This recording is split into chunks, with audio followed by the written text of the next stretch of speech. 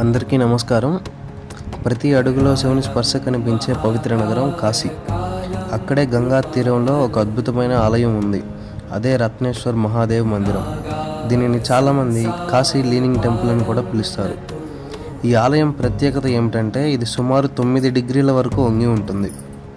ఇటలీలోని leaning tower of Pisa లాగా కాశీలో కూడా ఒక వంగిన దేవాలయం ఉందని చాలామంది తెలియదు.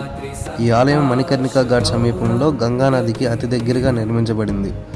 అందుకే ప్రతి సంవత్సరం గంగా నీరు పెరిగినప్పుడు, ఎప్పుడంటే చలికాలంలో కానీ వర్షాకాలంలో కానీ ఈ ఆలయం కొంత భాగం నీటిలో మునిగిపోయి ఉంటుంది. ప్రశ్న ఏంటంటే ఈ ఆలయం ఎందుకు వంగింది? దీనిపై ఒక ఆసక్తికరమైన కథ ఉంది. పురాణ కథ ప్రకారం అయితే ఒక తల్లి కోసం ఆమె కుమారుడు ఈ ఆలయాన్ని నిర్మించాడు. కాగా ఆ తల్లి తన కుమారుడి సేవాభావాన్ని చూసి ఆనందించింది. కానీ తల్లికి చేసే సేవ కంటే దేవుడి కంటే గొప్పగా భావించి ఆ సేవలో గర్వం కలిగింది ఆ కుమారుడికి. ఆ గర్వం కారణంగానే ఈ ఆలయం వంగిందని స్థానికులు నమ్ముతారు. కానీ సైంటిఫిక్గా దీనికి కారణం ఏమిటంటే గంగా తీరంలో మృదువైన నేల కారణంగా ఆలయం క్రమంగా వంగిపోయిందని అనుకుంటూ ఉంటారు. ఏది నిజమైనా ఈ ఆలయం చూడగానే ఒక అద్భుతమైన ఆధ్యాత్మిక అనుభూతి కలుగుతుంది.